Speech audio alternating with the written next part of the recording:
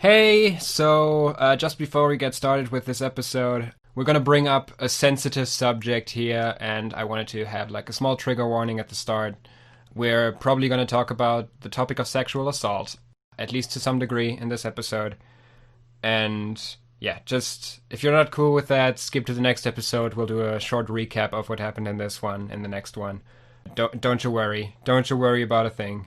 See you then.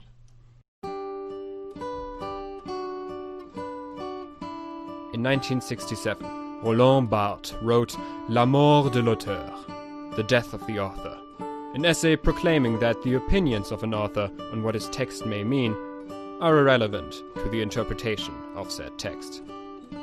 In 2020, Julian and Magnus Dorra decided that the author's abilities are just as irrelevant. This is Kill the Author.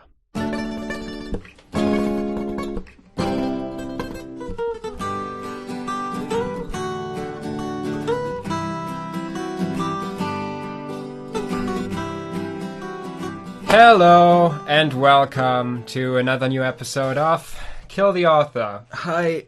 The author is still not dead, so we're here for the 9th time now. At this point, this has been the least effective assassination ever in the history of anything. It's been going for half a year now. Yeah, it's been going for half a year, and we're like not even halfway through the show, as we just realized.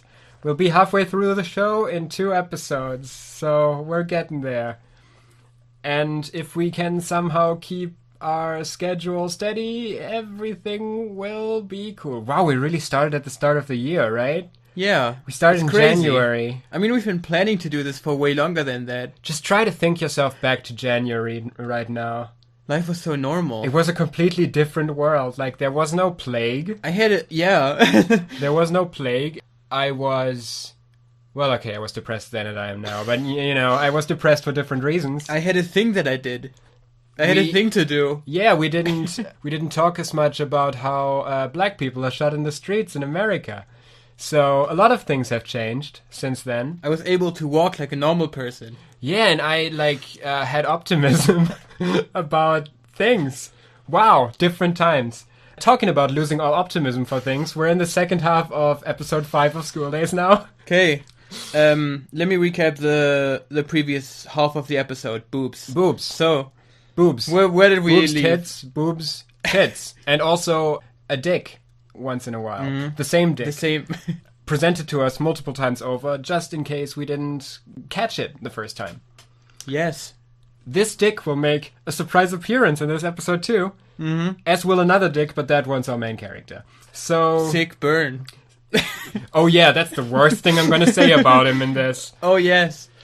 So let's dive in to this episode with the first shot. I made the false assumption in the last episode that there was no more pool stuff, but there's a little bit more pool stuff. I think you said there's not much more, but there isn't much more. There's just a bit more. First of all, I want to talk about a little something. I looked up School Days on IMDb, just because out of curiosity. Another thing in the last episode, I kept accidentally calling Taisuke Daisuke. And you kept correcting it, and I kept saying it wrong. It's Taisuke.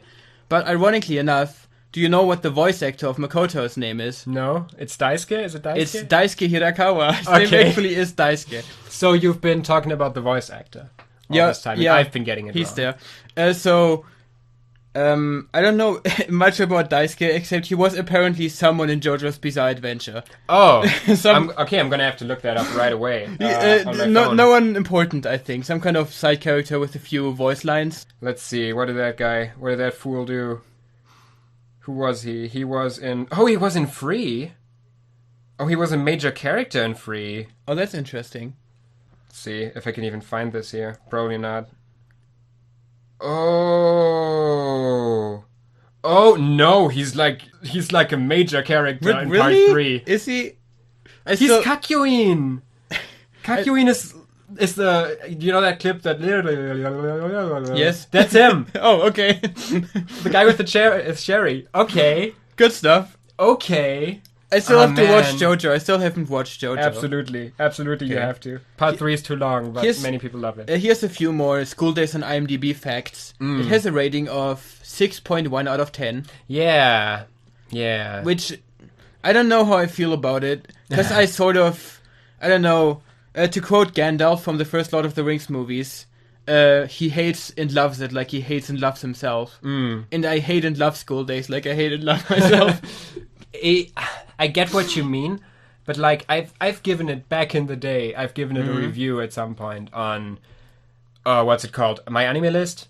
I reviewed it there, which was like the first time I publicly talked about School Days, and I gave it 1 star. But I gave it 1 star and the caveat that you should probably watch it, which is still basically how I would talk about it. It's okay. Maybe I'll give it 2 stars now. Maybe I'd upgrade it to 2 stars. Maybe by the end I'll upgrade it to 10 stars. But we'll see. We still have a bunch of episodes before us. So it has 1,817 ratings, and it has 1 written review. Oh, okay. Which calls it, I quote, a sadistic perversion of the high school romance genre. I mean, it is that. The question is that a critique of it? Or is that a description of it? It's an interesting review. Was written by a guy called Hellfire30. That's all I know. Famed literary critic Hellfire30. You know, I just wanted to say he wrote this. Credit to this man. Credit to this person. To Hellfire30. Maybe I should read that review. Maybe it can inform us. Dive back into School Days. Yes, that is the joke that I just did. But I did it again. Okay. Why did you do a diving pun there, Magnus? Because we're still at Aqua Square. Ah! That is nuts. We get more swimming practice, more opportunities to make very erotic shots. Yeah, the show clearly assures us that Kotonoha still has tits. Yeah, they haven't disappeared. We get another between boob breaks. shot. Yeah.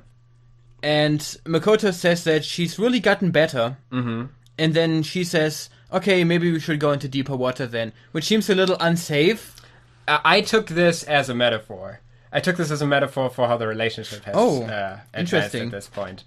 He telling her, you've gotten better at this, and her saying, maybe we should go into deeper water, like maybe we should advance, try something a bit higher, a bit further, because he's been the one constantly pushing her, and she, at this point, like, maybe he doesn't mean anything by it, but she takes it as, you've gotten more stable at this, and maybe you want to try something more advanced at this point. Maybe I want to try something more advanced at this point, like reassuring him that she actually wants to move on. That's how I saw it. But yeah, it is a bit dangerous, but like he's there. Like, yeah, but on the other hand, he has been teaching her how to swim for like 30 minutes and he's the most irresponsible person in the world. Yeah, but she also has like 2 buoys strapped to her chest. So permanently. She's probably gonna float. Like, okay. Don't have to be too scared about that. She's not like Sekai, who can actually dive. Because she has smaller breasts than Kotonoha. That's something I learned from this episode. Yeah. In the very same shot, she also holds on very tightly to him, which he doesn't, of course, doesn't seem very happy about. Yeah. And this kind of, like, literal, like how she grabs onto him, I think is a hint as what's to come. It's what I call the corruption of Kotonoha. There's a lot of that. Yeah, in the last episode. The last half in this episode. It's kind of weird because I didn't really see this transition. We kind of had like Kotonoha sort of growing into slowly accepting the awfulness that is Makoto, and now she's just full out gone crazy broken. I see more of a transition there because she isn't at crazy broken stage yet, in my opinion. And I think it really started like last episode, like not the last one we did, but episode 4 of School Days. And what we got in that episode was like that scene at the end where she was trying to write a message to Makoto to invite him there and to say sorry to him for that thing on the train, which ended in her like overthinking it totally, writing him a message which he didn't even read, and when they met she just like ignored that he hadn't even read it. Like, I think that's the point where this starts, this development. We see a lot of the development in this episode, with her constantly insisting, he is my boyfriend, we are together, and trying to be, like, more girl-friendly throughout this episode. I think that's a development that's being set up here. And that we see in part through this scene. So, at the edge of the pool, we have Taisuke, Hikari, Sekai, and Setsuna. And Daisuke says... goodbye. Taisuke says, goodbye, my youth. No, wait. Daisuke said goodbye, my youth when he was done with school days. Yeah. I don't know if this was his youth anymore at this point. Taisuke whines loudly about not getting the girl while he's standing next to 3 girls, one of which is directly interested in him. Yeah, like, goodbye, my youth. I don't really understand what he means. Is it because he finds out that his friend Makoto is in a relationship? I think it is because, like, he was hoping that he'd spend his youth, I don't know, getting together with Kotonoha. Like, they didn't have any contact before the show started, so I don't know where that's coming from. Then Hikari says a pretty odd line. Mm-hmm. She says that Makoto's being embarrassed and she doesn't like guys who look embarrassed. Yeah, I didn't even process that. I think we can put that on the pile of weird things this show thinks about dudes. No, I thought the weird taste of Hikari. The weird taste of Hikari and also weird gender role assumptions of the show. Mm-hmm. We have a little bit more of that in this episode too that I like hinted at in the last one. We have more conversation going on. We get panty shots while Sakai explains that she actually brought them together. And once again, Hikari does the breast cancer conversation from the room. Yeah. Hikari is once again fallen victim to the school day syndrome of constantly forgetting that Sakai is not in a relationship with Makoto. Despite her like literally talking about that at the food place last time we talked about it. But this time everyone around states that they just really look like they're a couple. They're constantly spending time together. Yeah, like, I think Taisuke specifically says, it's not that you look like it, it's you constantly spend so much time together. Which is, like, again, like we talked about last time, men and women spending time together is unnatural, weird. It's just a prerequisite for a being thing. a relationship. They can't be friends. Like Sakai says, there's a lot of very strange lines in this conversation. She says, he's dense, so I guess she got into it.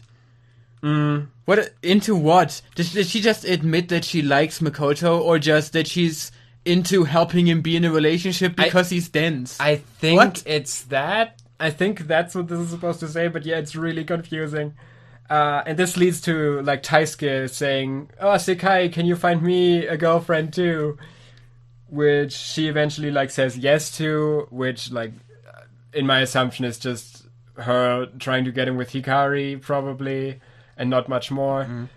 After that, we have a very small shot, which I thought is very strange.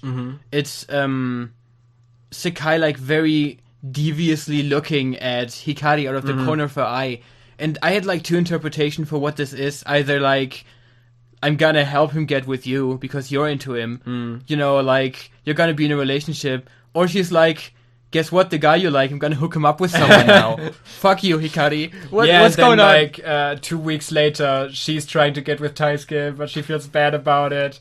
And then Taisuke has to choose between Hikari and her. Oh no! And the plot cycle continues. Sakai just can't do with dudes. That's immediately after this, we get once again Taisuke's cock pushed into the camera. Taisuke dick. I made a screenshot earlier. When I made my notes, I paused, and I did the mistake of pausing exactly one frame after the scene transitioned. Looks like he has a banana stashed in there. And it's just a white screen of Taisuke's penis. The outline is too strong on this. Ooh. It's so bad. After that, we move to Taisuke. And there's a bit more before that. After that, we move to outside the. I have one more thing to say about this scene. We get, of course, Taisuke's cock pushed in the camera, and then he like triumphantly stands there in the pose and is like, "Yeah, I'm gonna get all the girls." And then Hikari says she doesn't like it when guys look like that, which we can also add to the pile of the weird taste of Hikari. We should just have like a list of Hikari's interests. So, okay, Hikari likes to be with dudes who don't understand what she's about because she wants to be mysterious. She doesn't like dudes who get embarrassed, and she doesn't like dudes who are triumphant. I thought being into the awfulness of the Taisuke was her thing? Yeah, I thought she liked Taisuke. What? I think she likes Taisuke as a concept and none of the aspects of Taisuke. Maybe she's just into... She likes Taisuke as a concept. She likes the idea of Taisuke more than Taisuke. We move on to like the entrance area of the pool. Before that, we get a establishing shot of what just looks like a skyline of a large city. And I thought it was a little weird. Because it's just like skyscrapers. This is the inside of a city. This doesn't seem like the place where a public pool would be. And I thought maybe this one's recycled? I don't know. Might be. Was there again the dark sky from the start of the episode? No, it was just sunset. Pretty sunset. Because I had some thoughts about the dark sky from the start of the episode, because at the end of this episode it's raining. So I thought, hey, maybe that's foreshadowing that it's going to rain later. But if in the meanwhile there's no dark sky again... No, we just get this shot of the city. Okay. I mean, you tried, but... Someone just chimed in and recycled that thing. Yeah. So, we have Makoto and Taisuke already dressed and waiting there. And then Kotonoha shows up. And she's the first one to be there of the girls. Also, just a small thing about that scene, like having been to the water park or public swimming pool with friends a lot, I did kind of, at this scene, I didn't think, oh yeah, I relate to that. I understand that. Because it's like always the people with the long hair come out like half an hour later, because they have to, like, they're going to talk about this in a moment in that scene, that they were wondering why Kotonoha was the first to come out. It's weird. I have long hair, but I don't remember this being a problem. Probably because I haven't been to a pool in a very, very long time. True, and also like you sometimes walk out like you don't care that much about like carefully drying your hair. True. But like people who really put a lot of work into having their hair stay like soft, long, slim, slick, and stuff like that, they take a lot longer usually. And that's why they're wondering right now, hey, why is Kotonoha here first? She has the longest hair out of all of them.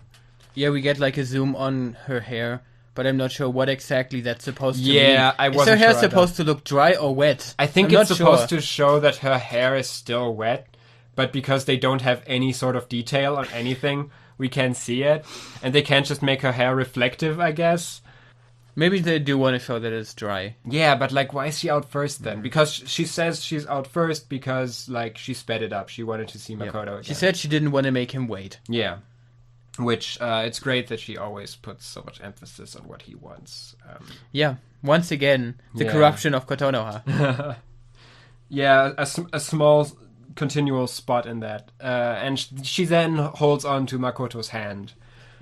And she tells him that on Saturday she wants to meet up with him at her place again. That Kokoro, her sister, wants to meet him again. They, like they did before. And he doesn't seem very happy. And Taisuke literally says that to his face, that he doesn't seem very happy. Yeah, that he seems unhappy. And Kotonoha then asks him if that's true, if he really is unhappy. Then he denies it. And I thought, like, this scene... Remember last episode when we talked about, hey, how could the next episode go? Like, this would have been an excellent point for him to say, no, I don't think this is working out. I'm not happy about this. I will try to cut it off here. This would have been a perfect spot to try to do that.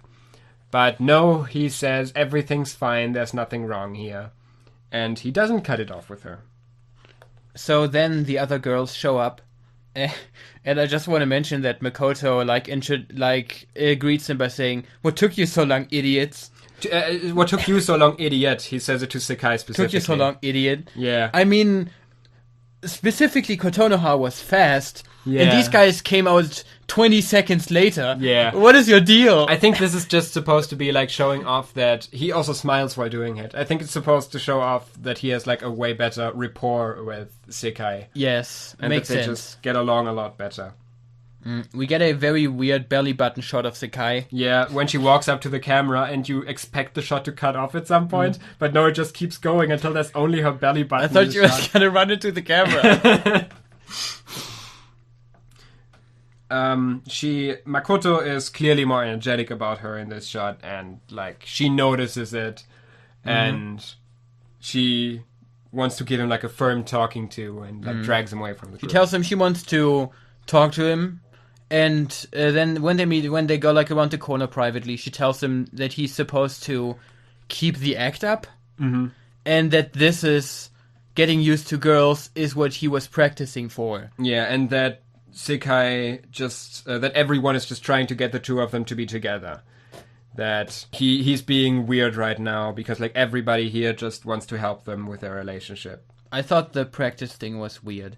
Because I thought the whole idea of them practicing this stuff was to teach him how to make out with Kotonoha and not how to pretend like he's in a happy relationship. That was what that was what it was in practice, but I think the idea with the training was more to, like, be a good boyfriend in theory. It's just really not what they actually did. It's a poor excuse. Yeah, and Makoto at this point almost confirms it, that was just an excuse. Yeah, because he says, you already know, right? Mm-hmm.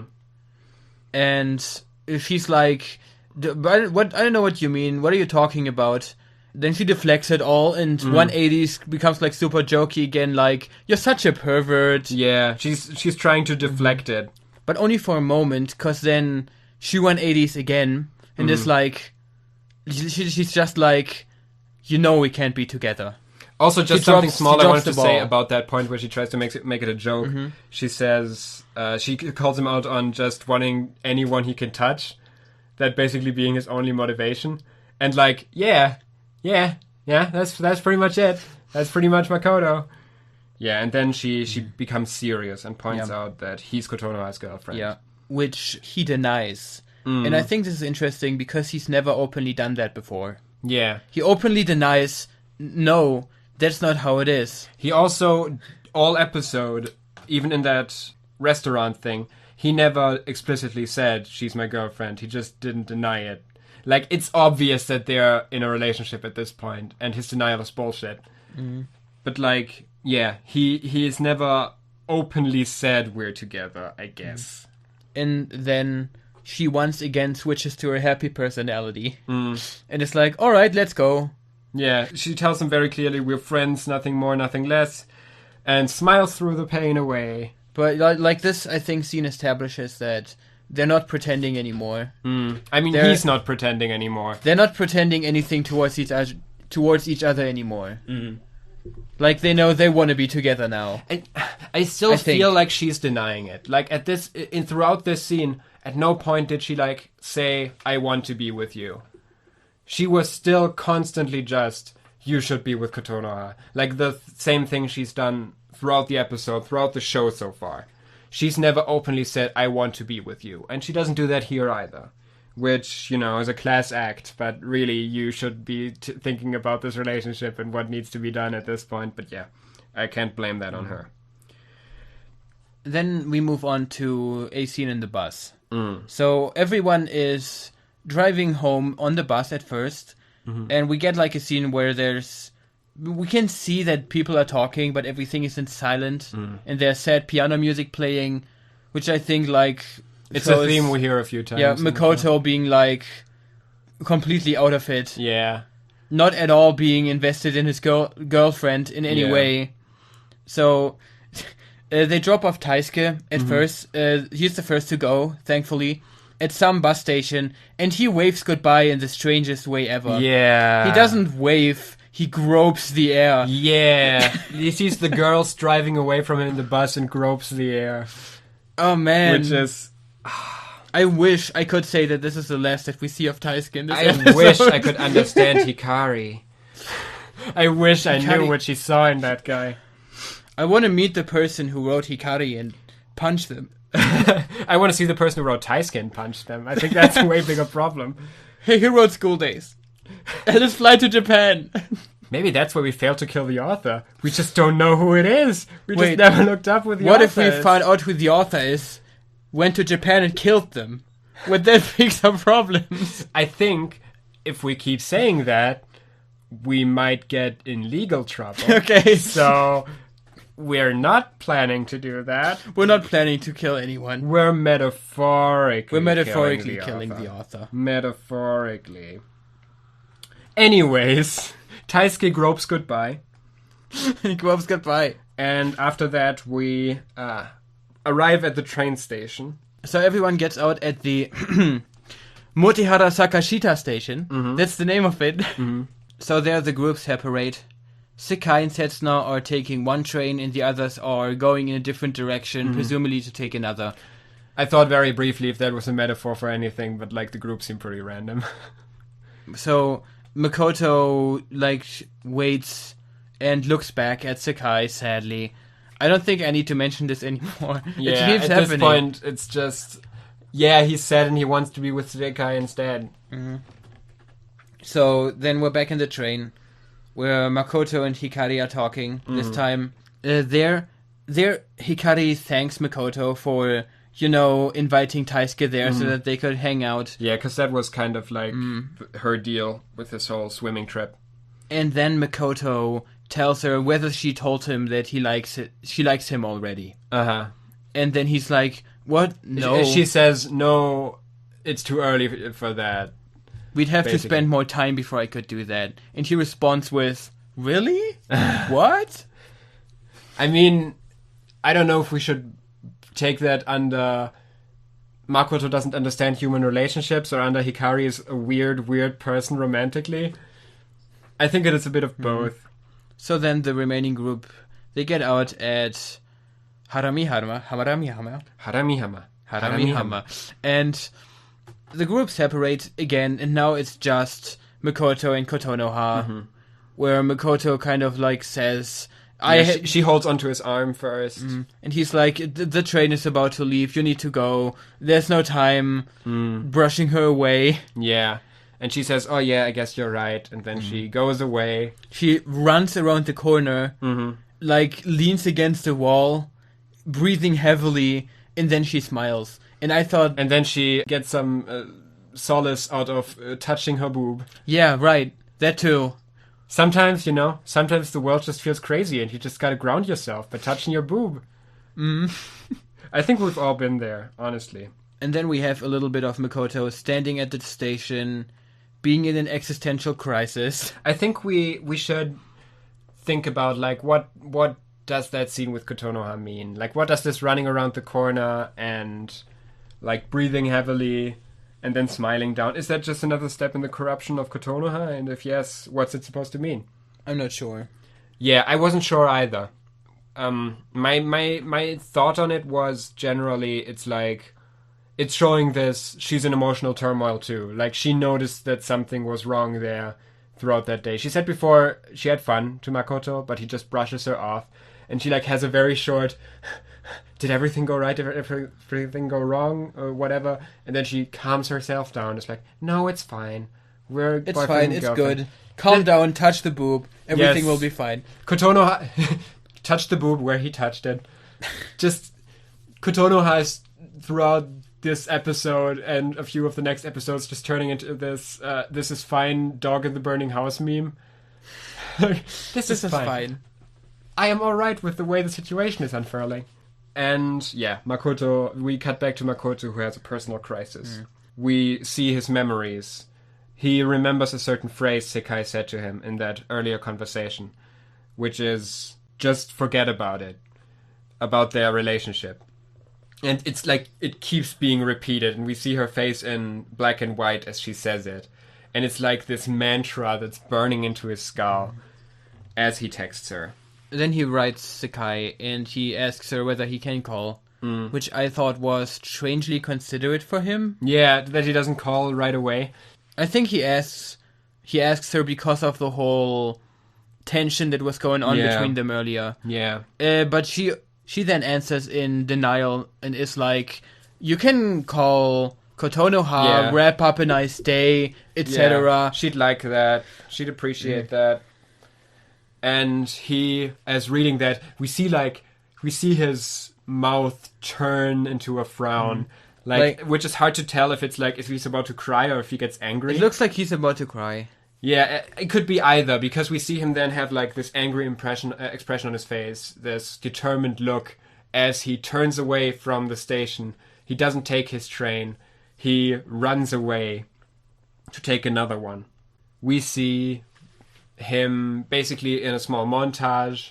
There's music starting now. We also see Sekai for a moment. Yeah. In her room at home, where she's sitting on the bed, very tired and exhausted looking, and looking at the phone as well. And then it starts raining. There's also something that starts in this scene, which is, I think, symbolic. Yeah. Everything comes pouring out now. Yeah. And the things. And then he, like, dashes away. Yeah. He runs away, he takes the next train, he makes his way over to her, and he tells her, like, in another message. He keeps writing her messages, like, I can't wait, we have to meet. And there's, like... I want you. The outro starts playing as well. And I think this is supposed to seem like a romantic scene. Yeah. I was thinking about this very hard when watching the episode. Is this supposed to be romantic? This is like the whole question of school days. Am I supposed to identify with this? Am I supposed to relate to these characters? Because, like, okay, I relate somewhat to Sekai. And this is something that continues throughout this episode. I understand Sekai's perspective. She's, like, the most relatable character in the show. We talked about that before. That is a low bar. Yeah, but, like, I understand her. I think the core issue of the show is Makoto. And we see that here too, because she still tries to get him to do the right thing. And he ignores what she tells him. He explicitly does the opposite of what she tells him. And he gets over to her, gets in her personal space. And from what we see from her perspective, it isn't really clear if she reads his messages. We just see her, like, laying on the bed, and we see the phone beside her and, like, blinking and lighting up. But she apparently did read his messages, because he eventually arrives at the train station near her house. He's back at the already mentioned Motihara Sakashita station. Yes. There it is. Motihara Sakashita. Yeah. Motihara Sakashita. Yeah. And I had to question some stuff here, because this is where Sekai left the group. And we can see him just standing there in the rain. Yeah. And I think it might be possible that he just doesn't know where to go from there. Yeah, he's never been at her house, I think. He knows this is where she lives, but she doesn't know where she lives. He just stands there. But Sekai shows up with an umbrella. And there's two explanations for this. Either, like, she expected that he would come there, or he wrote that he was there. Yeah, or, like, he told her that he'd come to her. So I think she'd assume he'd arrive at the train station at some point. Also, train stations play a role in this show or whatever. They already had the background. Okay. I don't know. So I'm gonna read my notes here. He went back there. This episode. Does he know where she lives? She shows up. Maybe he wrote her. Kill me, end me, please. My existence is suffering. She asks why he went to Kotonoha. This episode, this part of the episode is so hard to watch. This is where you screamed at your screen the first time you watched the show. Yeah, I gotta look. Can I? You can have your mouse back. I have the screenshot somewhere there. A friend told me about the show, and I sent him a screenshot I did at this part of the episode, which I had, like, colorfully edited in Microsoft Paint. Let me describe. It's just a picture of them kissing, except it has a very shit circle and a cross around it in red. Let's just go through this scene real quick. I did some more extensive notes on it because it's an important scene. She asks him why he came here and tells him he's dating Kotonoha. He shouldn't be there. The usual. This overly dramatic music of the outro is playing over all of this. And well, I think I can say that they did succeed in making this scene powerful. Yeah. I mean, I did feel things while watching it. I felt a lot of things. He hugs her. He drops his swimming bag and hugs her, and he tells her that he likes her. She says that that's mean to Kotonoha, which I would have translated as cruel, but, you know, I'm not the translator of this show. And he says Kotonoha doesn't matter to her, which... And while he says that, we see, like, his hands on her back, and he's groping her ass as he whispers into her ear that Kotonoha doesn't matter. Sekai then asks him why he went for Kotonoha in the first place then. And she says she only ever helped him because he was into Kotonoha, and she wanted to help out with that. And she then says a few things to condemn him. She calls him an idiot, she calls him a pervert, whatever, and he says, I'm sorry to all of it. He apologizes. Yeah. Strange. Yes. He says he only wants to be with her. And yeah, they kiss. There's another small thing. Okay, there's she another says thing. It's his fault. And then she engages the kiss. She like moves her face up to his. I think this was before this. She also asked him, why did she go to Kotonoha first and not to Sakai? Yeah, right. And I thought, are you fucking kidding me? I know the answer, I think. I think the answer to this question is because he didn't have a thing for Sakai. She had a thing for Kotonoha. Yeah. I'm at a point with this episode where I'm tempted to forgive Sekai on a lot of things. Because this episode is just a long series of Sekai trying to do the right thing, even if it doesn't make her happy. Yeah. She just constantly tries to get Makoto to somehow be with Kotonoha. Which at this point isn't the right thing, by the way. The right thing at this point would be breaking up with Kotonoha because he's clearly not into it and clearly doesn't want to go any further with this. So I think from this point on we can clearly say that the show's true antagonist is now revealed. Yes. It's just Makoto. It's Makoto. Our protagonist is absolutely the antagonist of this show. It's one of those stories where you can't really tell whether the main character is the good guy or the bad guy.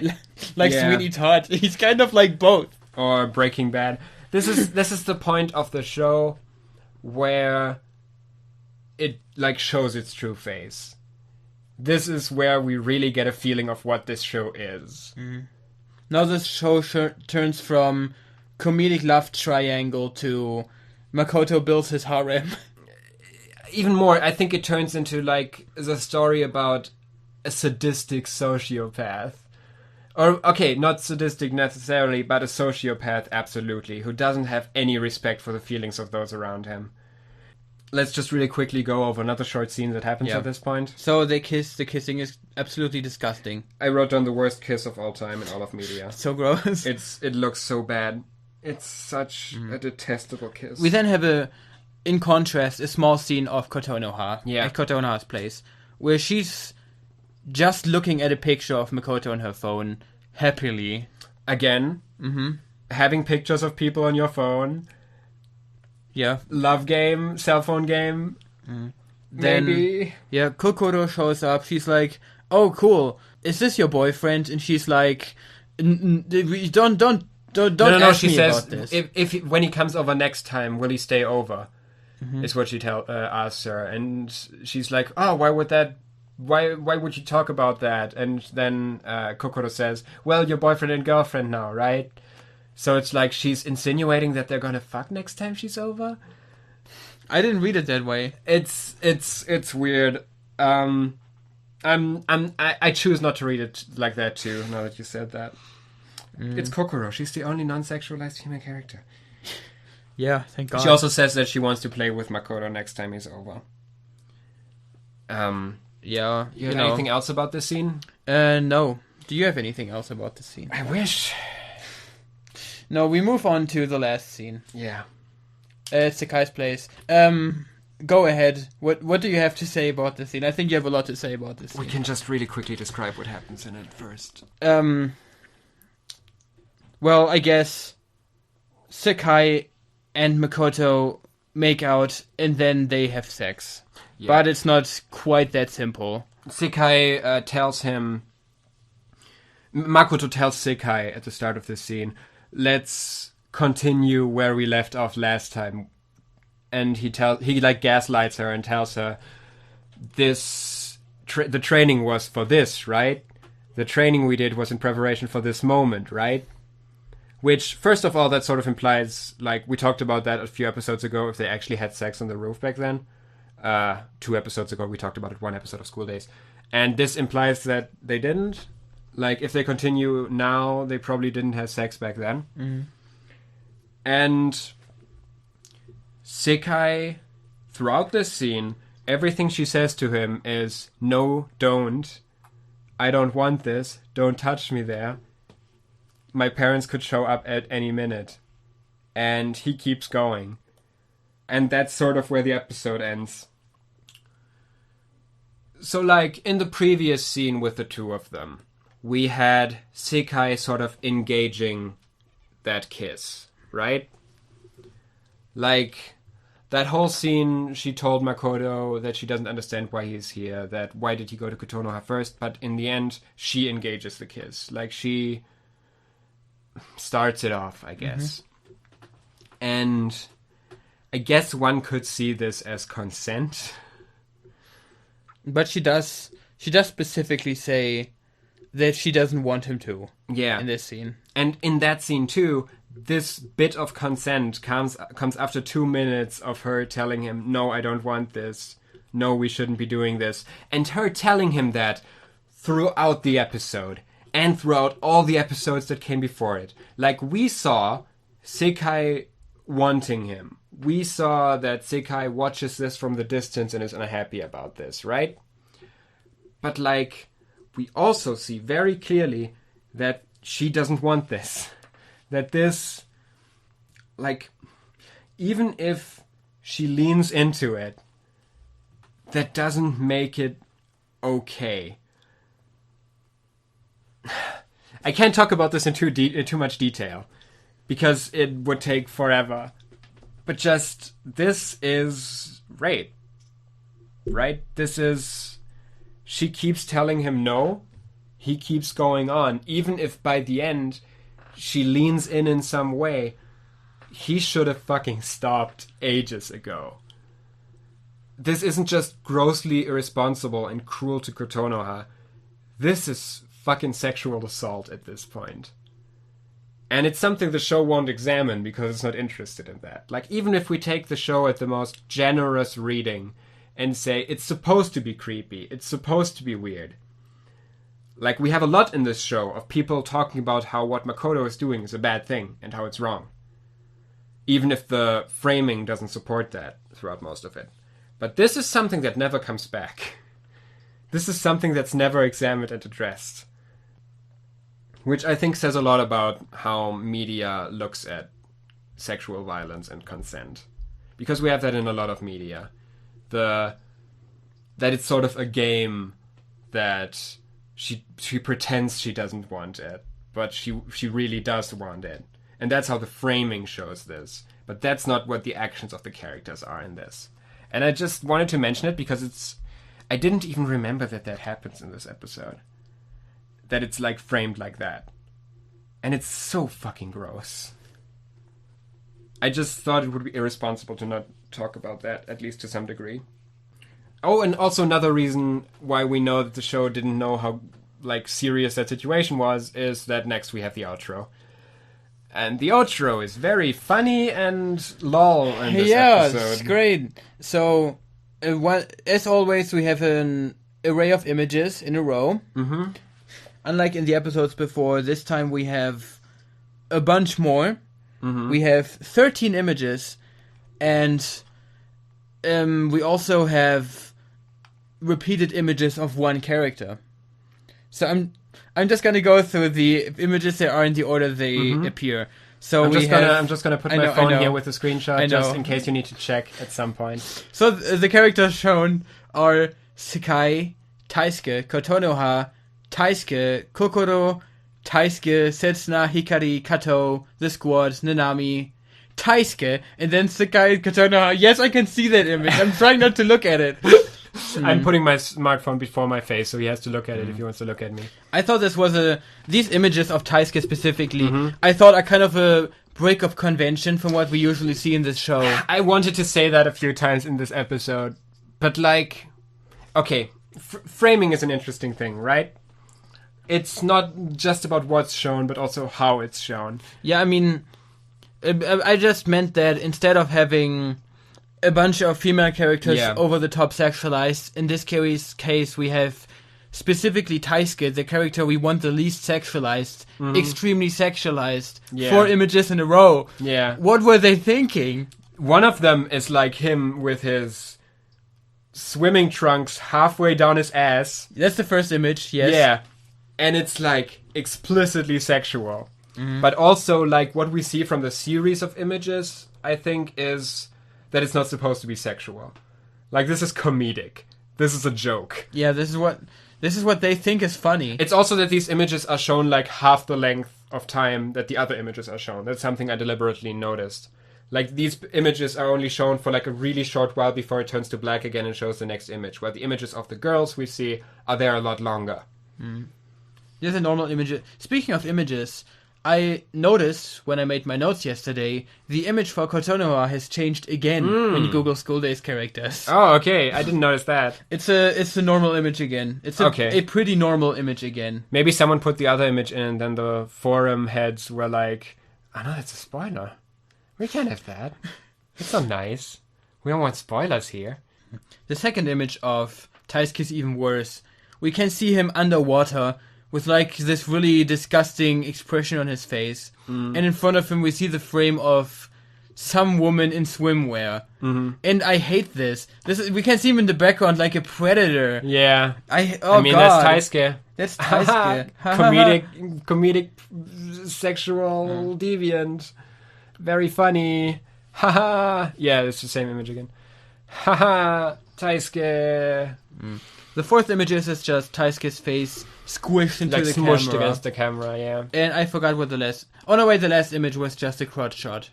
Showing his penis once again. Yeah, yeah. As per the usual. In the camera. Which is such a fun way to end out this episode. I can see why this episode is the worst episode for you. We try to stay neutral. In a way. Like, we try to look at the show... Like, I think throughout this run of Kill the Author, we've been very...